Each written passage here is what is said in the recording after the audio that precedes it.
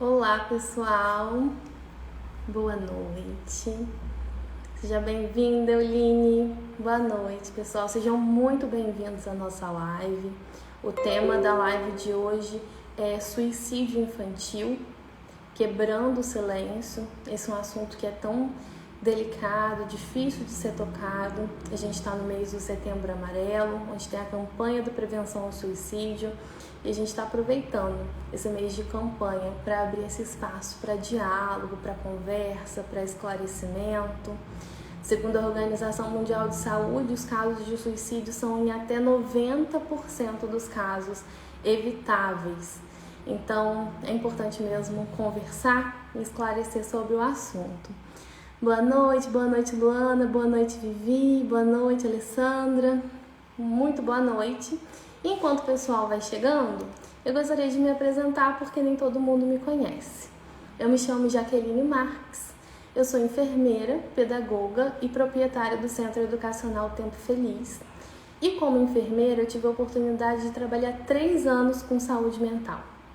Nesse trabalho, eu me apaixonei pelos grupos terapêuticos. Eu trabalhava com homens adultos, mas tive a oportunidade de ser convidada para trabalhar com mulheres e por um período pequeno de tempo eu trabalhei com menores de idade. Nesse trabalho com menores, eu trabalhei com crianças em circunstâncias muito diferentes. Então, algumas crianças vinham do ambiente familiar, né? Elas estavam inseridas lá com suas famílias, algumas vinham de abrigamento e outras crianças eram menores infratores. E eu percebi uma mesma característica nessas crianças. Quase 100% delas tinham transtorno de aprendizagem, na maior parte das vezes questões fonoaudiológicas. Então eles tinham muita dificuldade de acompanhar a série escolar, o ano escolar que eles estavam. E eles já vinham enfrentando isso por anos. Sofriam bullying, tinham baixa estima, tinham esse sentimento de não pertencimento, se sentiam pressionados e não capazes de acompanhar aquilo que a sociedade cobrava deles. E muitas vezes eles iam para o uso de drogas por inabilidade de lidar com essas emoções. Foi a partir dessa percepção que eu me interessei pela pedagogia, né? Percebendo como a questão emocional pode afetar a vida de uma pessoa, né? E marcar por toda a vida, né? E ali, quando adolescente, então, fazer escolhas que podem trazer muitos danos. Esse é o motivo pelo qual eu decidi, então, migrar de profissional da saúde para profissional da educação. Não foi o motivo pelo qual eu decidi empreender, mas foi o motivo pelo qual eu decidi fazer pedagogia. Aproveitando o espaço, sejam bem-vindos. Origem Criativa entrou, Chayana entrou, sejam muito bem-vindos. Queria apresentar a escola, porque cabe muito nesse assunto. Como profissional de saúde já sensível para essas questões, quando eu decidi abrir a escola, eu me questionava muito em relação a isso. Como contribuir para uma sociedade mais saudável? Eu já tinha esse olhar sensível para a infância e para os danos que a sociedade moderna traziam ali para a vida de uma criança. Quando a gente pensa, por exemplo, em 50 anos atrás, os casais tinham mais filhos, vivia assim em casa, tinha quintal, árvore, terra. A criança se socializava com outras crianças, tinha tempo para o brincar livre, a criança tinha tempo para ser criança. Na sociedade moderna, eu vejo aqui o perfil dos meus clientes, os casais, os dois estão inseridos no mercado de trabalho, a maioria vive em apartamento, num espaço pequeno, reduzido, e essa criança é filha única. Então, como escola, eu tenho a intenção sempre de proporcionar um ambiente que valorize a infância. Por isso que o nome da escola é Centro Educacional Tempo Feliz e o nosso bordão é escola que valoriza a infância, porque a gente tem muito essa preocupação. Então, todas as nossas decisões, todos os nossos projetos pedagógicos e parceria permeiam esse questionamento de como gerar, de como proporcionar um ambiente saudável para essas crianças. Apresentações feitas. Olá, tia Gil, seja bem-vinda. Beth, seja bem-vinda. Anne e Chayana são mamães da escola. Sejam todos muito bem-vindos. Eu vou aqui convidar a nossa psicóloga.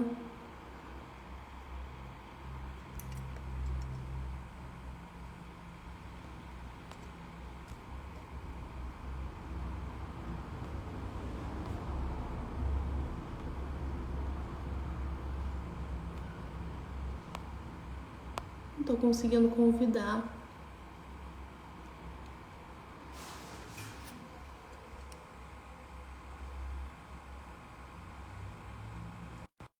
Convidando a psicóloga clínica Alessandra Araújo. Pessoal, enquanto a gente aguarda, eu queria pedir uma coisa para vocês. Tem um aviãozinho aí no celular. Queria pedir para vocês para convidarem pessoas que talvez possam se beneficiar dessas informações, divulguem aí para os seus amigos. Eu vou aproveitar e eu vou convidar aqui algumas pessoas também. Chamem pelo menos 10 pessoas. Vamos levar informação. Oi, Jaque. Olá, seja muito bem-vinda, Alessandra.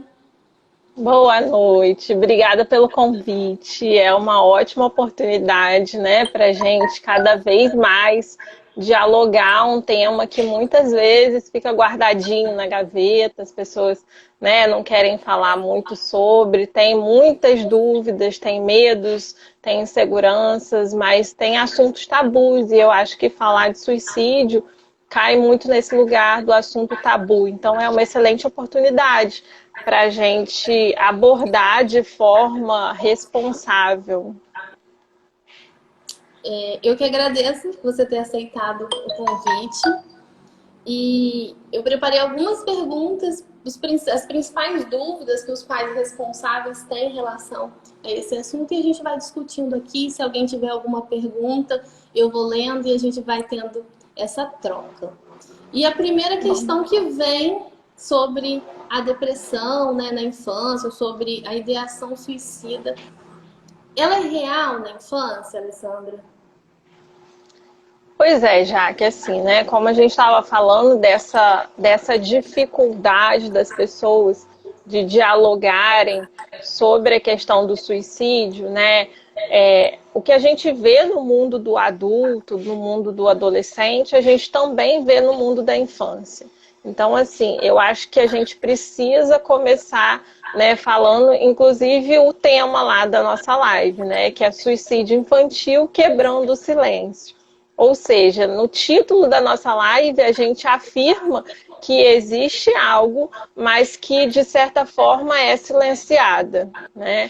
Então, é muito isso, assim, o que a gente percebe e de uma forma geral, né, ali do adulto à criança, é muitas vezes essa dificuldade da gente encarar, né, o adoecimento mental e emocional, e essa dificuldade de encarar que as pessoas chegam num nível de dor que é tão grande que elas preferem morrer, né? Porque elas só veem a solução para o problema delas com a morte. Então, assim, quando a gente fala da infância, eu acho que o recado principal para a gente começar é dizendo para as pessoas: isso é real. As crianças também estão adoecendo mental e emocionalmente, né? As nossas crianças estão precisando ser olhadas e cuidadas. Então, quando a gente fala de depressão infantil, né? Quando a gente fala de uma série de mudanças de comportamento da criança, a gente está falando de dados reais, assim. Então, a depressão infantil, né, que é ali dos grandes movimentos de adoecimento que vai levando essa criança para esse lugar de uma possibilidade da automutilação ou de uma tentativa de suicídio num jovem, por exemplo, é possível, né? Isso é real, a gente não está falando aqui de nada fantasioso, por mais que algumas pessoas se sintam muito chocadas, né? Porque a criança, ela está sempre muito atribuída a esse mundo lúdico, a esse mundo doce, fantasioso, né? Suave, um mundinho de sonhos, um mundinho encantado. Então, quando a gente fala de um assunto mais forte, mais impactante, isso parece que está muito distante distante do mundo infantil, né? Então eu acho que o primeiro recado que a gente tem que deixar aqui é esse, é de que é real e que a gente precisa olhar para as crianças. Sim. Eu perguntei isso justamente por isso. Eu escuto muito as pessoas olharem para uma criança e falarem assim: ai, vida boa, vida de criança. Não tem preocupação com nada, né? E o sofrimento ele é subjetivo, né? Mas as pessoas colocam muito isso, né? De que a criança ela não tem um motivo real para ter um sofrimento tão grande. Com essa divulgação da live, duas pessoas vieram a mim falando sobre duas casos diferentes, né? Dois casos de tentativa de suicídio na infância aqui na cidade. Famílias estruturadas, pessoas que até se surpreenderam ali com a situação. Então, é real e mais presente daquilo que a gente imagina. E existe realmente um tabu sobre falar, né? Para falar do assunto. Existe vergonha sobre essa questão, né? A família prefere não tocar no assunto, ou às vezes medo também de estar expondo aquela criança. Então, isso fica muito no reservado, mas eu mesmo pude perceber nessa divulgação como está mais próximo do que aquilo que a gente imagina, né? A depressão e essa ideação. A criança ela sempre vai dar alguns sinais que tem alguma coisa errada com ela? Sim, a criança ela vai sinalizar, né? Assim, o que no adulto muitas vezes fica muito camuflado, porque essa coisa da vergonha que você acabou de falar, né? Da coisa de ficar ali no cantinho, guardadinho, a família não sabe muito bem como que vai fazer com isso. E isso é muito comum no adulto e na criança. Então, o primeiro momento, muitas vezes, que você começa a perceber ali os sinais da criança, né? E qual é a diferença? É que no adulto, o adulto, ele consegue camuflar um pouco mais, né? Tanto é que, assim, há um grande desespero muitas das vezes quando você perde uma pessoa amiga, conhecida por suicídio, porque, inclusive, muitas vezes as pessoas ao redor não percebem nenhum indício, né? E assim, a criança, ela ali, ela está em construção. Então, essa criança, ela não consegue ter um domínio e uma clareza formada das emoções dela, né? Então, ela vai mudando alguns comportamentos. Na criança, a gente precisa muito... eu acho assim, que são fatores primordiais de observação, né, de uma criança. Assim, é o sono. O sono de uma criança diz muito sobre ela, né? A alimentação, qualquer alteração significativa na alimentação também é importante da gente acompanhar. E comportamentos agressivos também são sempre alertas, assim, né? A luzinha acende e eu acho que a observação é muito importante para a gente dar um próximo passo de buscar ajuda. Então, assim, e aí já que eu estava acompanhando aqui no início, que você estava falando muito sobre, né, essa mudança e o perfil hoje dos seus clientes, como que esse cenário, né, ele se transformou ao longo do tempo e continua se transformando, né, porque o mundo é movimento e ele não para, mas a gente acompanha esse movimento e o que a gente vê é que muitas vezes hoje as famílias estão nessa formação, né, pais que precisam estar trabalhando, que precisam estar fora de casa. E esse distanciamento, né, desses filhos, e não é para ninguém se sentir culpado aqui nesse momento, né? A gente entende que o nosso mundo moderno traz essa demanda para a gente mesmo, né? Mas a gente precisa olhar, abrir isso para olhar de uma forma ampla, assim, e ver que tudo tem uma causa, né? Existe um contexto que favorece as coisas. Então, a gente precisa olhar e tentar entender o que está acontecendo dentro de cada família aí. E esse distanciamento que é necessário nesse momento de pais que estão tendo que ir para o mercado de trabalho, às vezes dificulta um pouco dessa observação mais minuciosa, né? Porque, inclusive, você deve ter escutado isso também, eu ouvi muito isso, né? Do quanto que as pessoas estão se redescobrindo ali na convivência da pandemia.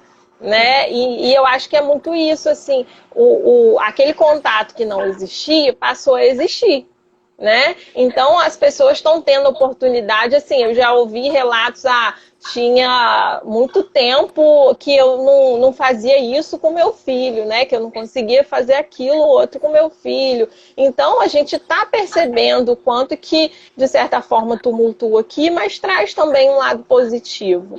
E aí a criança, quando ela está mais distante dessa família, às vezes há essa dificuldade mesmo de se atentar para os sinais ali que ela começa a dar, né? Mas assim, é importante entender que existe uma mudança, né? Então, pais, cuidadores, fiquem atentos. E eu acho que 3 pontos importantes para sempre observar uma criança em relação à alimentação, né, mudanças drásticas na alimentação, alteração de sono, agressividade. Eu acho que são pontos importantes, né? E assim, é importante também a gente entender que a criança, ela vai se construindo. Então, existem as etapas de evolução, né? Você vê que o seu filho antes dava conta de algumas coisas, o tempo vai passando, ele vai crescendo, ele passa a dar conta de outras coisas mais, né? Mas assim, se há uma mudança brusca de comportamento, se você tinha um filho, uma criança, que tinha um comportamento mais doce, mais interativo, né, mais comunicativo, de repente essa criança começa a mudar o comportamento, começa a ficar mais introspectiva, ou começa a responder de forma mais agressiva, né, ou se isolar um pouco mais. É a forma que essa criança está buscando para lidar com alguma coisa que ela ainda não sabe verbalizar, né? Mas a criança, ela na maioria das vezes, um olhar observador, um olhar apurado, você vai perceber alguns sinais ali, né, de alerta, que alguma coisa está acontecendo. O dia que eu decidi fazer essa live foi o dia que uma vizinha aqui da escola, da rua da escola, me parou, é uma idosa, e ela estava conversando sobre o neto dela, perguntando sobre a escola, e ela falou exatamente isso que você está dizendo. Meu neto não quer mais comer. A gente começou a falar, na verdade, da alimentação dela, ela falou isso, meu neto não quer mais comer, ele não quer ver o tempo passar. Eu acho que ele não quer ver o tempo passar. Ele só fica na cama e quase não come. Nesse dia, eu tive esse estalo, falei, gente, como? Eu pensei na hora, essa criança está com depressão, por tudo aquilo que a gente conversou e que ela tinha relatado. E eu falei, nossa, como é importante a gente falar de depressão na infância, porque as pessoas não se atentam de que é um quadro depressivo, né? É importante a gente estar abordando e a pessoa ver que é real, que pode sim acontecer. E, Alessandra, a pessoa percebendo uma dessas alterações de comportamento, como que essa família deve proceder? O primeiro de tudo é que a gente precisa realmente quebrar o silêncio, né? A gente está em 2020, a ciência está evoluindo, né? A psicologia está evoluindo. E aí, quando a gente fala de infância, a gente fala de uma gama de tempo, né? Que é muito espaçada aí. Então, você tem a primeira infância, você segue, a gente vai também até a adolescência. Então, assim, eu acho que o principal de o que a família deve fazer, independente da idade, se é criança, né? Se já está numa fase ali mais de uma criança maior caminhando para uma adolescência, ou adolescente, a família precisa buscar ajuda. Né? E buscar ajuda significa ir atrás de profissionais que possam orientar. Nós não somos obrigados a saber todas as coisas, nós não sabemos todas as coisas, né? Mas o bacana é que cada um estuda para uma coisa, né? Você tá aí, se formou para uma coisa, eu me formei para outra, então tem um médico lá, tem um pediatra, e cada um dentro do seu segmento tem um papel importante, né? É um profissional que se especializa para aquela área. Então, a família precisa, mais do que nunca, eu acho que um dos nossos grandes recados hoje aqui é dizer para as pessoas, não tenham vergonha. Porque se o seu filho, nesse momento, for descer uma escada, ou for pular, ou for fazer uma arte e torcer um pé, eu tenho certeza que diante da dor da torção dele, vocês vão colocar ele no carro e vão sair para levar para o hospital, né? Porque pode ter havido uma fratura, você vai procurar um ortopedista, você vai medicar, você vai procurar um socorro. E por que é que nós não fazemos isso quando a gente está falando de adoecimento mental e emocional? Por que é que a gente acha que dá para postergar? Né? Por que a gente não trata isso com a mesma emergência que a gente trata o adoecimento físico? Porque muitas vezes a gente esquece que nós somos um todo. Então, nós somos mente, corpo e somos o que está ao nosso redor. Né? Então, a gente precisa ter essa mesma atitude em relação à percepção de que, de alguma forma, a criança não está conseguindo ali lidar com a rotina, ou ela não está conseguindo lidar com as próprias emoções, né? Houve uma mudança brusca, de repente, no ritmo da família, alguma coisa aconteceu. Então, a coisa da prevenção é melhor, né? É uma máxima que a área da saúde sempre divulga, né? Vamos prevenir, vamos prevenir. Então, assim, diante de qualquer situação que você perceba, ou diante mesmo até de não perceber, mas se a criança está passando por uma mudança mais drástica, né? Pais separando, a família está, de alguma forma, num momento conturbado, vai mudar de cidade. Então, busque ajuda, né? Sempre é possível buscar um profissional de psicologia, principalmente, que possa orientar, né? Que um profissional que trabalhe com psicologia infantil, que vá orientar se é necessário, se for um quadro depressivo mais grave, se é necessário buscar uma ajuda também de um psiquiatra infantil, né? Se for necessária a medicação. Mas assim, a terapia, ela ajuda muito, ela é muito importante, porque para a criança que está nesse momento lúdico da vida, que não consegue verbalizar as emoções, a terapia ela vai trabalhar exatamente de forma lúdica, né, com as emoções dessa criança. E a gente vai conseguir ali montar esse quebra-cabeça que às vezes sozinha ela não está dando conta. Então, eu acho que o principal é isso, é buscar ajuda de profissionais qualificados, né? A gente não tem tempo mais para ficar no lugar da vergonha, né? Eu ia te perguntar exatamente isso, né? Se, às vezes, por vergonha, por esse tabu, o socorro para a criança chega tarde demais, porque a família fica nessa resistência. Pois é, chega, né? Assim, hoje o que a gente tem de dados, né? Eu até já tentei buscar mais alguma coisa no site da Organização Mundial de Saúde, mas infelizmente, a gente tem poucos dados.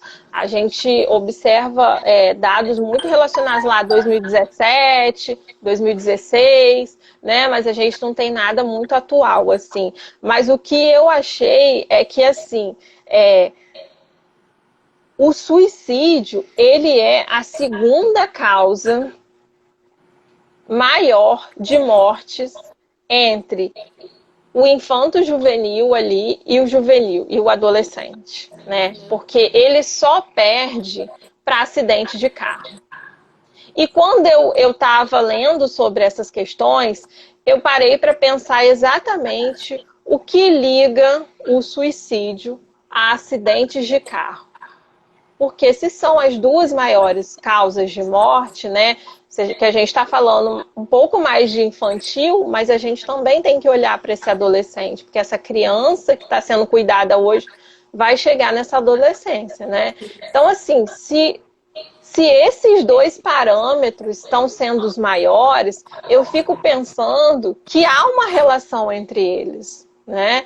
Por quê? Porque se há uma direção, um trânsito que está cada vez matando mais os nossos jovens, e a gente tem em seguida dele a questão do suicídio, isso diz muito para mim, né? Isso diz do quanto, muitas vezes, esse jovem, ele está precisando realmente se encaixar ali, achar qual é o espaço dele, né? Como que ele está lidando com as frustrações, com as emoções. Então, infelizmente, sim, né? Muitas vezes a vergonha, né, de buscar ajuda, e inclusive, assim, mais da metade das pessoas, no público adulto mesmo, mais de 50% das pessoas que sofrem com depressão têm vergonha e não falam nem para os parentes e nem para amigos próximos que passam pelo adoecimento, né? Mas eles Então, são eu acho que... muito estigmatizados também, né? Eu já ouvi muito também essas falas assim,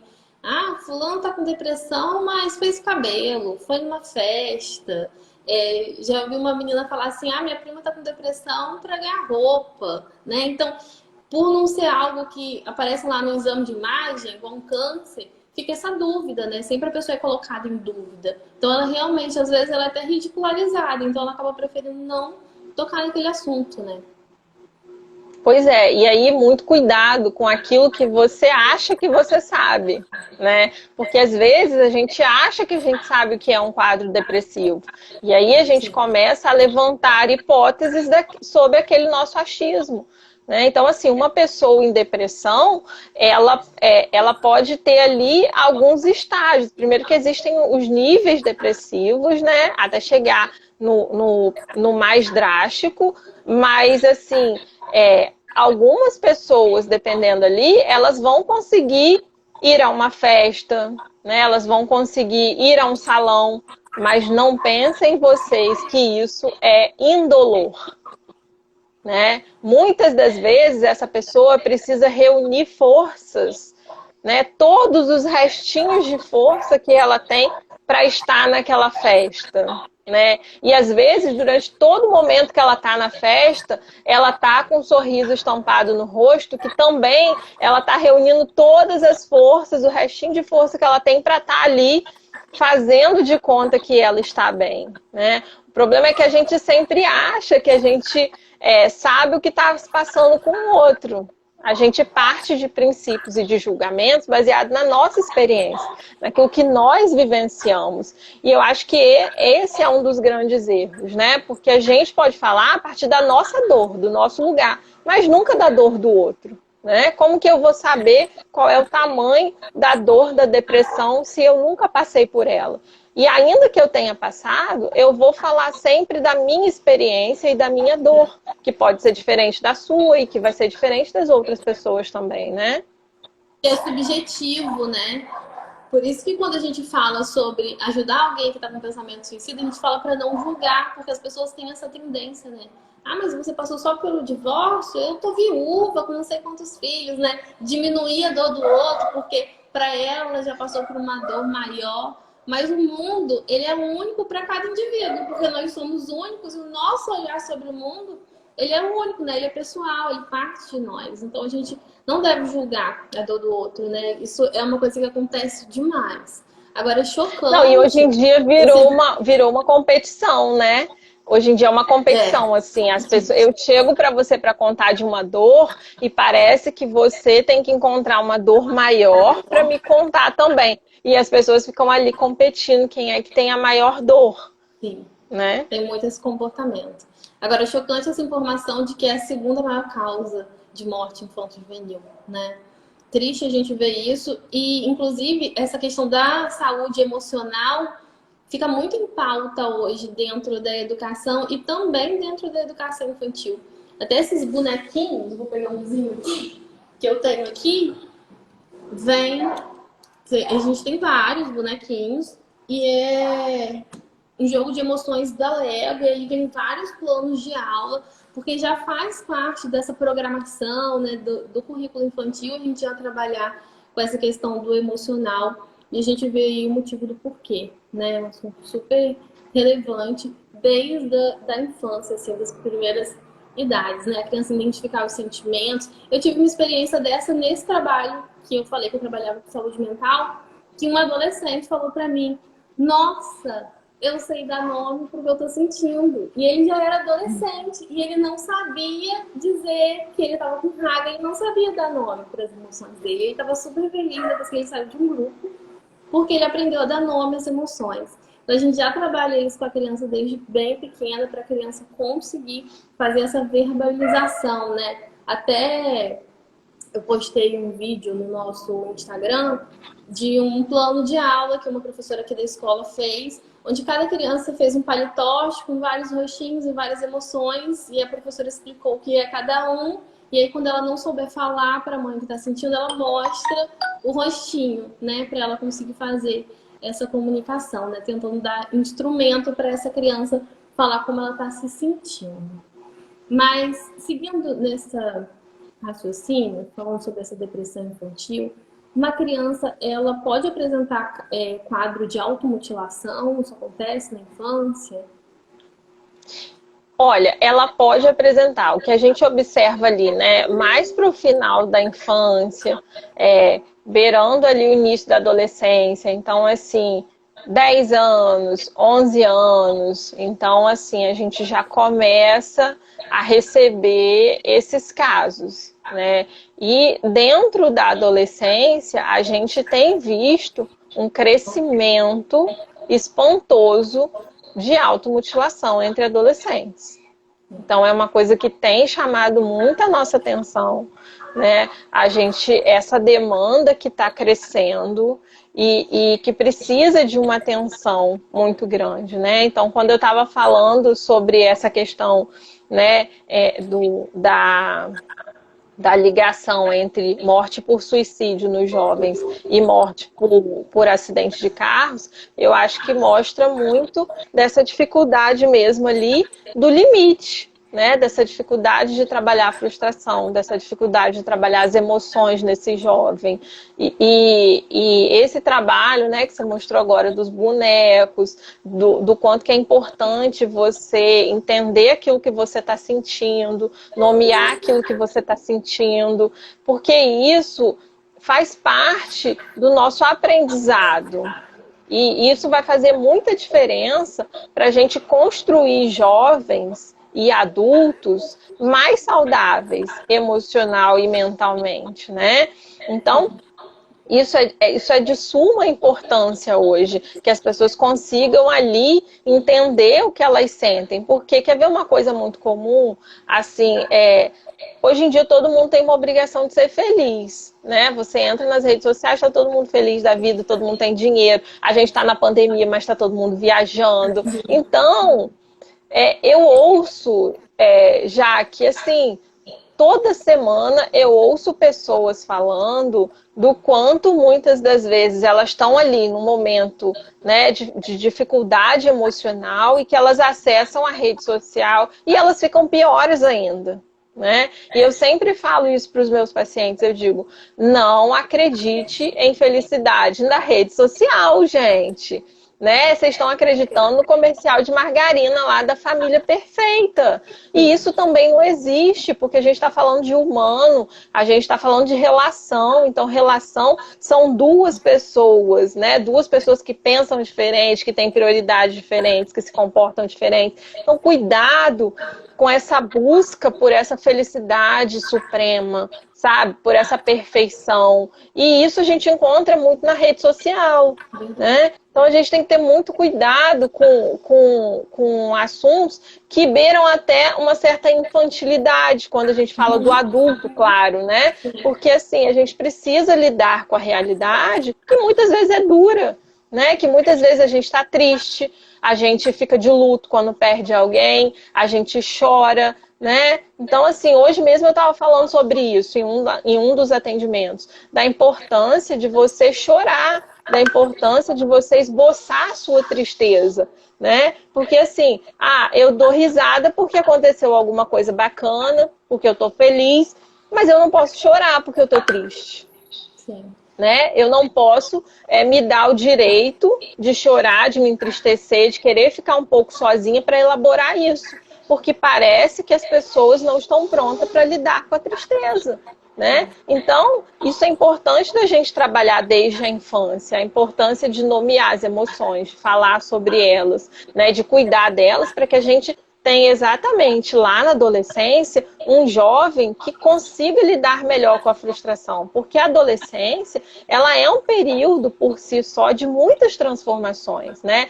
Na adolescência, quando eu recebo os meus pacientes adolescentes, né, a primeira coisa que eu digo para eles é assim, eu aposto que você já ouviu da sua mãe que para fazer isso assim, você ainda era criança, mas para fazer outra coisa você já está muito grandinho.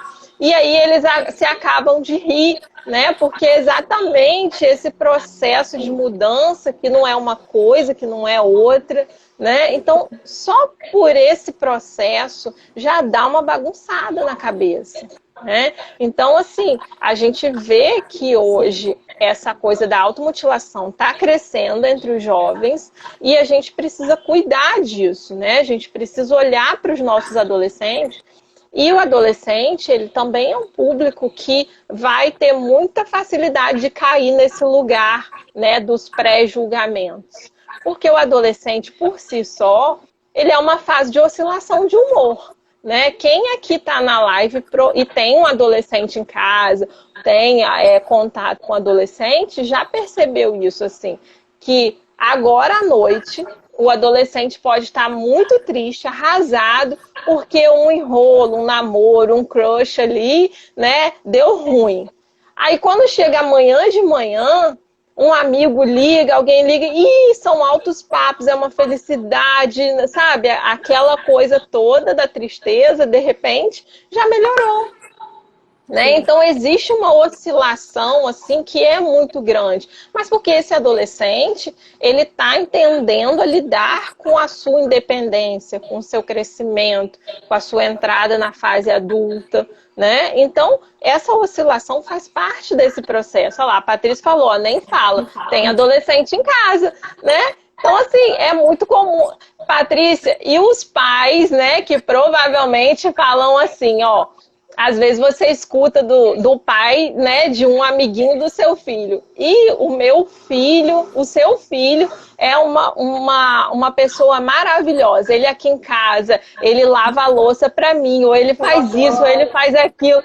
Aí a mãe fala assim, você tá falando do meu filho? Tem certeza? Né? Porque em casa ela tem outro adolescente. Ela não tem a mesma pessoa que tá lá na casa do pai, do amigo dele.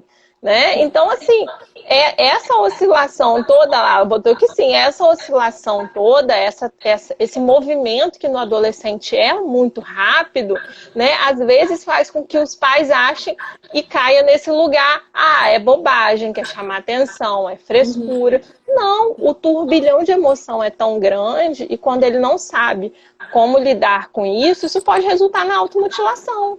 Sim. Né? Um então, assim, de vergonha, né? Quando já está na adolescência, que, né, já, às vezes já foi muito podado ou muito criticado e não quer tocar no assunto, aí ele guarda mais ainda aquele assunto.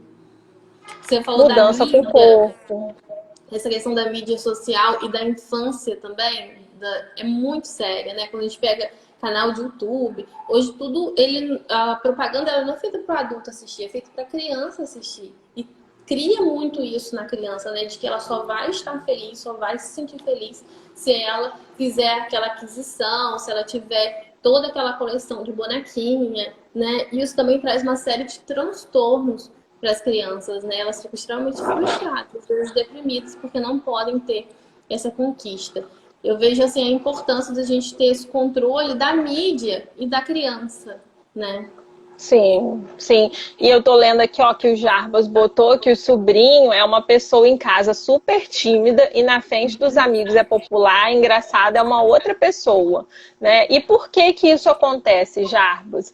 Porque muitas das vezes a família, para o adolescente, eu falo muito isso com os pais dos meus adolescentes, né? Eu hoje não atendo mais criança, hoje eu atendo adolescentes e adultos, né? Não, eu escolhi por esse público até para poder direcionar o meu trabalho. Mas assim, o que a gente percebe no adolescente é que o adolescente, ele precisa se distanciar um pouco da família. É uma necessidade emocional, né? Por quê? Porque pai, mãe, tios são aquelas pessoas que para o adolescente a vida toda foram referência. Então, toda dúvida que ele tinha, ele levava para esses adultos. Na adolescência, ele precisa começar a contestar aquelas verdades que foram ditas para ele ao longo da vida. Então, todas essas pessoas que eram a base para esse adolescente, que diziam para ele o que é certo, o que é errado, o que deve ser feito, o que não deve ser feito, na adolescência, ele começa a entender o jeito que ele observa as coisas, né? O sentido que ele vai atribuindo para as coisas. Então, muitas vezes, o adolescente faz esse distanciamento, né, emocional da família, o que não quer dizer que depois ele não vá retornar. Né? Mas é um processo que muitas das vezes, assim, aquele adolescente que fica com vergonha da mãe, fica com vergonha do pai, né? Vai levar numa festa, não quer que o pai deixa só na porta rapidinho, não quer que ninguém veja os pais, né? Então, assim, é uma necessidade, porque ele precisa, nesse momento, estar junto do bando dele, que são as pessoas de referência que ele tem naquele momento, que são os outros adolescentes. Então, por isso que a gente vê essa discrepância de comportamento no adolescente. A pessoa está comentando, realmente, é um distanciamento emocional. Agora, se essa criança ou se esse adolescente mostrar um comportamento que deixa essa família preocupada, essa família pode tocar no assunto suicídio em casa? Pode tocar. Eu acho que a grande questão é a gente adequar o assunto à idade, né?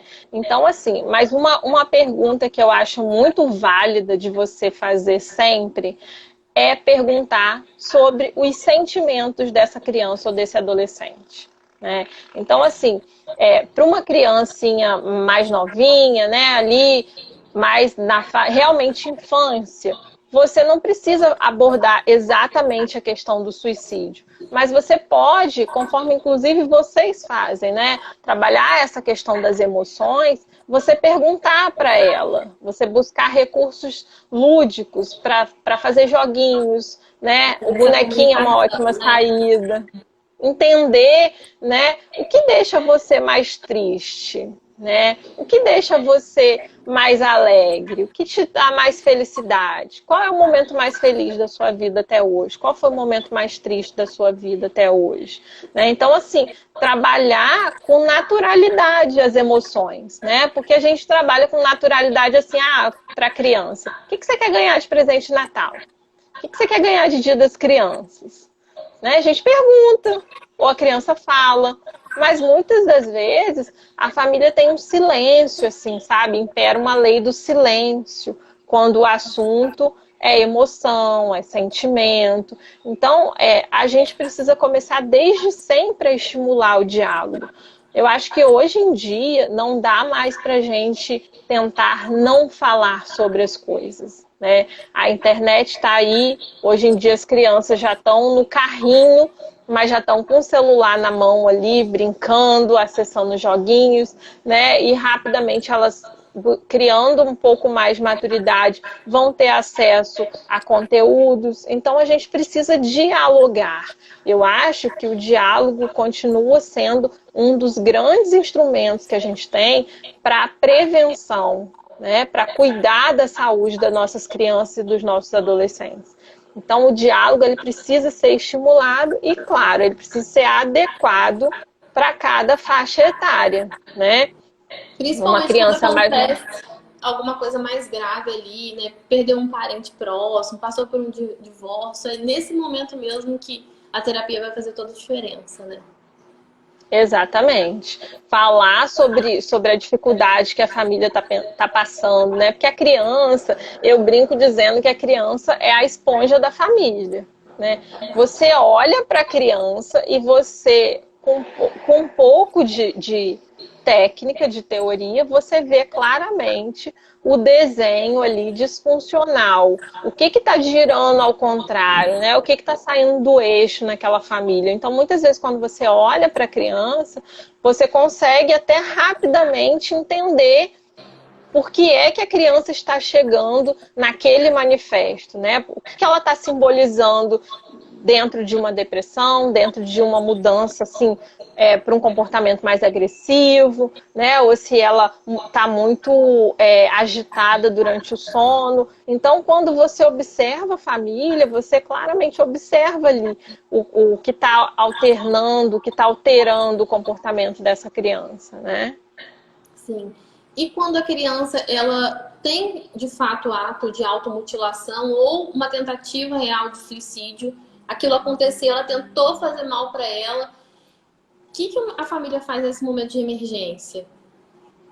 A primeira coisa de tudo é não alarmar, né? Eu acho que a pergunta lá de trás continua valendo, assim. Acho que você precisa chegar para essa criança ou para esse adolescente e perguntar: a sua dor, ela é tão grande que você precisou fazer isso, né? Você quer conversar? Vamos conversar. Vamos buscar ajuda, né? Não é alarmar, não é julgar, não é condenar essa criança ou esse adolescente, mas é acolher, é acolher. Conversa comigo, fala comigo, né? Você quer se abrir? Eu estou aqui para te ajudar. A gente está junto, você não está sozinho, né? Eu estou do seu lado. Então, assim, você deve tá com alguma dor de alguma forma, tem alguma coisa te preocupando, né? Então, é sempre acolher e estimular essa criança a colocar isso para fora, trazer isso para você enquanto família, que é uma referência afetiva para essa criança ou para esse adolescente, e logo em seguida buscar ajuda profissional, né? Então, ir atrás de uma terapia. Se for um quadro mais grave, de real tentativa de suicídio, né? E aí buscando logo um psicólogo, alguém que possa ali fazer uma intervenção. Se for necessário, o psicólogo vai encaminhar também para um psiquiatra, né? Se for necessário, entrar com uma medicação ali para estabilizar. Então, assim, não dá mais para a gente não falar, não dá mais para a gente não buscar ajuda, né? E independente da idade, é acolher, é não alarmar, é não julgar, sabe? Essas pessoas, independente da idade, quem atenta contra a própria vida ou quem atenta, né, no ato de se machucar ali, é porque ela tem uma dor muito grande, ela quer acabar com essa dor, ela não quer acabar com a vida, não.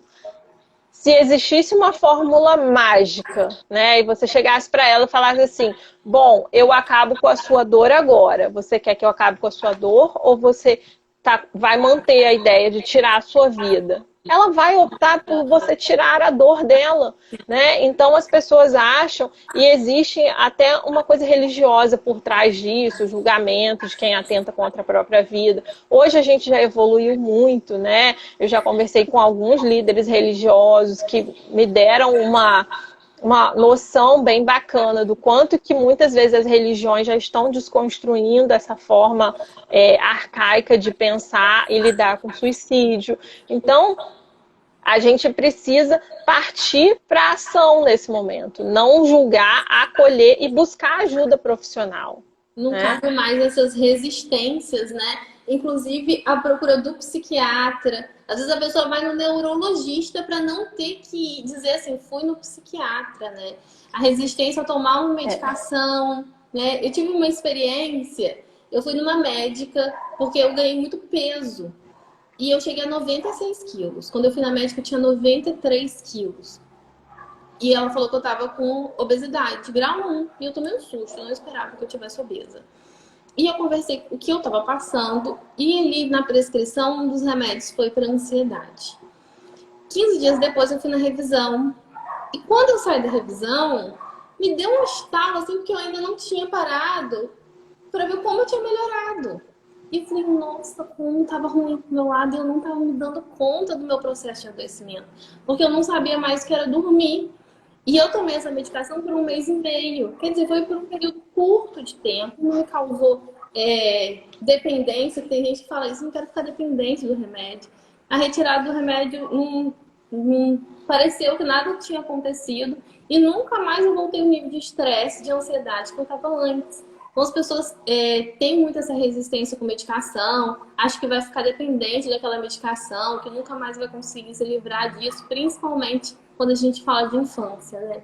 A gente precisa quebrar esses preconceitos, aquele profissional estudou e ele vai ajudar essa pessoa, essa criança, esse adulto, junto com a terapia, a voltar para o estado dela de equilíbrio, né? Um monte de gente comentando aqui. Quando elas não conseguem reconhecer seus sentimentos, acabam sofrendo, que pode impactar negativamente na autoconfiança e autoestima. Professora da escola, Mariana Goulart, tia Mariana, além de professora, ela é também psicóloga.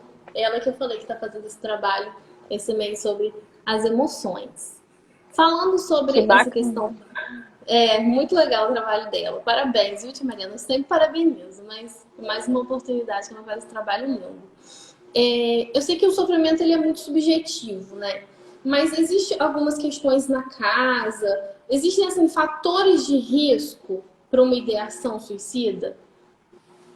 Sempre que a gente fala de um ambiente disfuncional, né, de mudanças abruptas, a gente fala de fatores de risco, né? Porque da mesma forma que os adultos ali também respondem a um luto, respondem a uma mudança muito grande na vida, né? A criança também. Então, assim, se os pais estão se separando, se existe uma disputa de guarda, né, uma alienação parental, que infelizmente é uma realidade.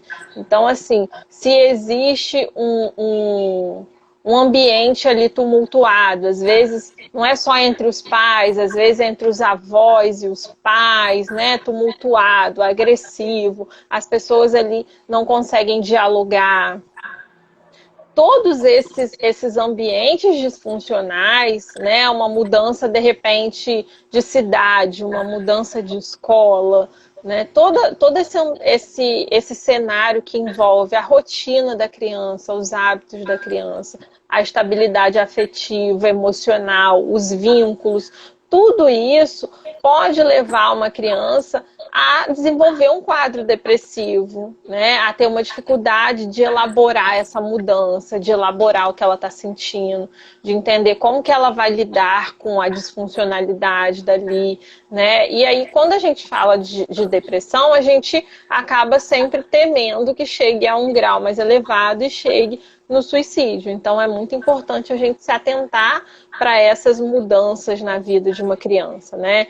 E a gente tem, quando a gente fala de depressão, assim, primeiro a gente fala de coisas diferentes, porque a gente fala de uma ordem genética, né, ou hereditária, que pode haver ali uma disfuncionalidade, né, e acabar favorecendo que essa criança desenvolva um quadro depressivo, mas de repente a depressão também pode vir por conta dessa mudança, dessa configuração, né? O ambiente estressor ali pode fazer com que ela desenvolva isso. Então, o que a gente precisa entender é o seguinte: mas ela tem familiares que têm diagnóstico de depressão, né? Então, assim, a gente precisa entender que o fator genético, ele não é uma condenação. Né? Eu posso ter uma predisposição genética, mas eu posso nunca desenvolver um quadro depressivo. Porque a gente precisa ali do somatório, de repente, né? De uma genética favorecida com um ambiente também disfuncional, né? Um acontecimento ali impactante e vai fazer com que eu desenvolva. Então a gente não pode olhar de repente só para a genética como uma condenação, né? Então são vários fatores que podem colaborar para isso. A Tati colocou que quando ela era adolescente ela vivia em um ambiente de estresse familiar e não entendi, ela derrame terá algum tipo de distúrbio? Acho que ela está perguntando se a pessoa, olha, quando adolescente vive em um ambiente de estresse familiar, ela terá algum tipo de distúrbio?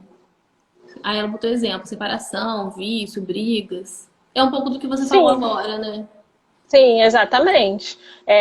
O que vale para a infância também vale para o adolescente, né? Então, assim, na adolescência são as mesmas coisas. Uma mudança, um ambiente tumultuado, estressante, relações conflituosas. Essa Tudo questão, isso também impacta. essa questão do estresse também, existem pessoas que cobram muito da criança, assim, a escola onde ela tá cobra muito, ela tem que performar muito bem desde muito pequena, ela tem que fazer balé, ela tem que fazer inglês, ela tem que ser melhor em tudo. Isso gera também um estresse muito grande para essa criança, né? Muito. Eu tenho adolescentes que, assim, a gente fazia isso para conseguir um horário para esse adolescente fazer terapia. Porque o adolescente tem tanta tarefa, ele tem tantos compromissos, ele tem tantos horários, né? Então, assim, adolescentes, principalmente que já estão ali caminhando para os estágios finais, que já estão um pouco mais preocupados com o Enem, com tudo isso, segundo, terceiro ano ali, é um estresse muito grande. Primeiro que eles estão ali num momento de decisão de carreira, né? Nesse período de ser testado, num momento que eles estão tão inseguros, se construindo ainda, tem que decidir o que eles querem fazer da vida, escolher uma carreira, ser bem-sucedido na prova, passar por uma faculdade, às vezes mudar de cidade. Então, assim, é um tumulto muito grande na cabeça desse adolescente, né? E tudo isso acaba colaborando. Então, assim, às vezes, em Macaé, por exemplo, eu tenho adolescentes que têm aulas de manhã e à tarde. Então, eles estudam em horário integral. Né? E aí, além disso, tem um curso de inglês, aí tem uma atividade física, aí tem mais não sei o que, tem mais não sei o que. Então, esse adolescente, quando já teve adolescente que chegou na consulta, que eu olhei para ela e falei, você precisa dormir, você precisa descansar. E tem escolas, e desde a infância, né? Só na adolescência não, que, inclusive aqui na cidade, não aceitam aquele aluno se aquele aluno perder de ano. Então fica toda uma pressão em volta da criança ao longo do ano. Olha, se você perder, você não estuda mais aqui. E além dessa pressão da família, a vergonha, né? Porque aí todo mundo vai saber que perdeu, foi rejeitado e vem uma série de sentimentos, né? Em volta daquilo. A Mariana está falando que a infância é o período ideal para trabalhar essas habilidades desde cedo, para elas se tornarem naturais, criando adultos mais resilientes, seguros e bem-sucedidos. É verdade. O pastor Marcial deu parabéns pela nossa iniciativa. Obrigada, pastor. Obrigada. E para finalizar, vamos falar do Covid, né? Desse cenário atual que a gente está. Então, nós adultos estamos estressados, né? Muitos perderam o emprego, outros estão com medo de perder o emprego, ou trabalhando de uma forma totalmente diferente no home care, né? Para quem está em casa e para quem está trabalhando em casa, o serviço aumentou muito, principalmente para as mães aqui da escola, quem tem criança pequena, porque ao mesmo tempo que você tem que ser mãe, você está cuidando da tua criança ali, você tem que cuidar da casa, da alimentação de todo mundo, você tem que cumprir ali com as suas obrigações no home office. O estresse tem sido muito grande, né? Então, a preocupação com o dinheiro, né? Com o serviço, junto ao confinamento. Como que tá esse quadro? Como minimizar essa situação de estresse nesse momento que a gente está agora? Bom, a gente está caminhando para os minutos finais, então assim, pode ser que a gente caia aí a qualquer momento, deve aparecer. Deve aparecer uma contagem aí, mas no final você consegue salvar. Assim, a gente precisa entender que da mesma forma que nós estamos lidando com o tumulto que o Covid trouxe para as nossas vidas, as crianças também estão lidando, né? Eu já ouvi de adultos falando assim que uma criança de 6 anos verbalizou que ela estava muito entediada, né? Que ela já não aguentava mais, que ela está muito entediada. Então, assim, a gente não pode minimizar essas falas das crianças, né? Eu acho que é a mesma premissa que a gente veio trabalhando ao longo da live. Ouça, acolha, trabalhe essa fala dessa criança, porque da mesma forma que nós estamos nos adaptando a trabalhar em casa ou nos adaptando a voltar para a nossa rotina na rua, lidando com a mudança de horário, com o cenário, com medo, com ansiedade. A criança também teve que se afastar da escola, teve que se afastar dos amigos, tá num ambiente restrito, né? Mudou completamente a sua rotina. Então, se você está sofrendo, você imagina que a criança também está sofrendo, o adolescente também está sofrendo, né? A gente tem menos de 1 minuto. E as pessoas começaram a falar aqui exatamente disso, né? Que uma pessoa falou que tem um filho de 3 anos, que está entediado, né? E as crianças têm verbalizado mesmo esse sofrimento, porque tem sido um período muito difícil para as crianças. Gente, eu vou ter que encerrar a live, senão vão tombar a gente. Eu quero deixar salvo. Alessandra, muito obrigada. Espero que a gente tenha outros encontros aqui. Vamos marcar, já que foi um prazer, né? Eu acho que a partir das dúvidas, depois que forem surgindo, a gente pode marcar outros encontros. E vamos levar conhecimento, porque conhecimento é poder, gente. É verdade. Vamos sim, ó. Beijo, tchau, pessoal. Beijo. Obrigada aí pela participação de todo mundo.